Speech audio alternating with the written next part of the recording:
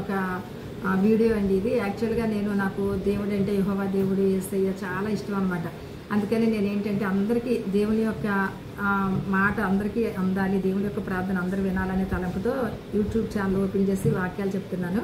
అయితే నేను అన్యురాలుగా ఉండి నేను దేవుడి దగ్గర నుంచి పొందుకున్న మేళ్ళు అందరూ అనుభవించాలనే తలంపుతో అయితే ఇక్కడ ఈరోజు ఒక కొత్తగా మేము ఒక వీడియో తీద్దాం అనుకున్నాం. ఏంటంటే అది యాక్చువల్గా తాటి రొట్టె. తాటి రొట్టె అంటే చాలామందికి తెలుసు, కొంతమందికి తెలియకపోవచ్చు.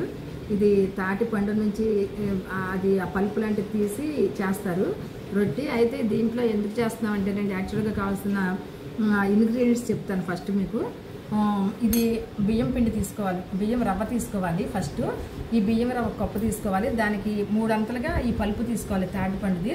తర్వాత నువ్వులు ఒక 3 స్పూన్స్ కొబ్బరి తీసుకోవాలి, మిక్సీ వేసుకొని. అట్లాగే బెల్లం కూడా దానికి సరిపడినంతగా, కొంచెం సాల్ట్ వేసుకోవాలి.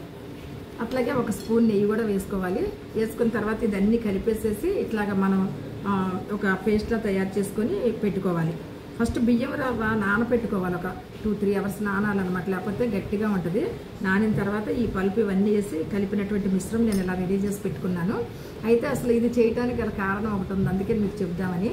మా మేడం అని నర్సింగ్ సూపరింటెండెంట్ మేడం ఉండేవారు, ఆ నాన్నగారు ఇద్దరు కూడా చాలా అభిమానంగా ఉంటా ఉండేవారు. అయితే ఆవిడ మంచి ప్రేయర్ఫుల్, వాళ్ళు కూడా అన్యులే, ఇద్దరు చాలా బాగా ప్రేయర్ఫుల్గా ఉండేవారు. అయితే ఆమె నాకు తెలిసిన పాస్టర్ గారిని తీసుకెళ్ళి ప్రేయర్స్ చేసేవాళ్ళం. ఆమె రిటైర్ అయిపోయారు, ఏలూరు వెళ్ళిపోయారు, నేను రాజమండ్రి వెళ్ళిపోయాను ట్రాన్స్ఫర్ అయ్యి. అయినా మా స్నేహం ఎప్పుడు కొనసాగుతూ ఉండేది. ఆమె వస్తూ ఉండేవారు, రాజమండ్రి కూడా నన్ను చూడటానికి వచ్చేవారు. అయితే నా కోసం ప్రార్థన చేసినప్పుడు తాటి చెట్టు కనిపించిందని చెప్పారు. చెప్తే నేను అడిగాను, అప్పుడు ఏంటమ్మా తాటి చెట్టు అంటున్నారంటే, దానికి అమ్మది కల్పవృక్షం లాంటిది అమ్మ, అది ఎప్పుడు పచ్చగా ఉంటుంది. ఆ చెట్టు ఆకాశానికి దగ్గరగా ఉంటుంది. దేవుడు ఎక్కడ ఉంటారు? ఆకాశంలో ఉంటారు. ఆ పైకి చెట్టు అంత ఎత్తుగా, చాలా ఎత్తుగా ఎదుగుద్ది.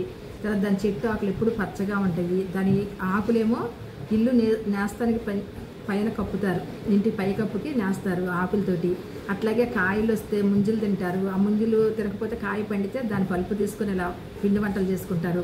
ఆ తీసిన తర్వాత ఆ గింజలనేమో పాతి పెడితే తేగలు వస్తాయి. అట్లాగే ఆ కాండం తీసుకెళ్ళి ఇంటికి మెయిన్ పెద్ద అవి పెట్టి ఇల్లు కట్టుకుంటారు, ఇంటికి పైన పెట్టి కడతారు ఇల్లు. అట్లాగే అది చాలా అన్నిటికీ ఉపయోగమైనటువంటి చెట్టు, అది కల్పవృక్షం లాంటిది. మరి ఎందుకో నేను ప్రేయర్ చేస్తుంటే నీ గురించి అది కనిపించిందని నాకు ఆమె 98లో చెప్పారండి. చెప్పినప్పుడు నేను అనుకున్నాను అనమాట, తల్లిగారు అయితే నాకు తెలియదు తాటి చెట్టు గురించి ఎంత బాగా వివరించారనుకున్నా.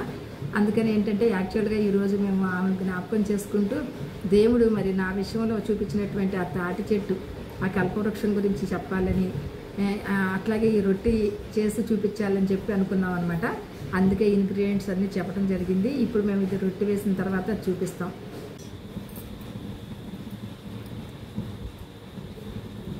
సోడా ఉప్పులో ఇవి కూడా ఇంటికి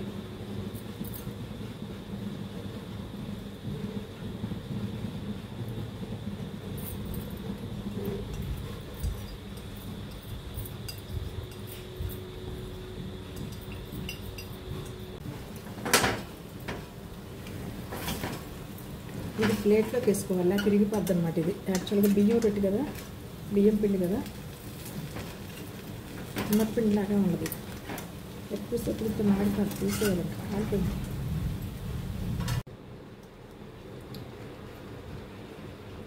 రొట్టేసిన తర్వాత అండి కట్ చేసేసుకొని కేక్ పీసెస్ లాగా ఇలా తినాలి. నిజంగా మా మేడంకి దేవుడు చూపించిన దర్శనం ప్రకారంగానే కల్పవృక్షం లాగా నా జీవితంలో నాకు ఎప్పుడు ఏది లోటు లేకుండా దేవాదేవుడు నన్ను ఎంతగానో ఆశీర్వదించారు. ఆ సాక్ష్యం చెప్పిన, ఆ దర్శనం చెప్పిన మేడం నిజంగా చెప్పారని నేను ఎప్పుడు అనుకుంటా ఉంటా. ఎందుకంటే అండి, దేవుడు నన్ను ఆశీర్వదించే విధానాన్ని బట్టి నిజంగానే కల్పవృక్షం లాగానే నాకు ఏది లోటు లేకుండా చేస్తున్నారు దేవుడు. మరి ఈ సాక్ష్యాన్ని దేవుడు దీవించి ఆశీర్వదించిన గాక. ఆమేన్.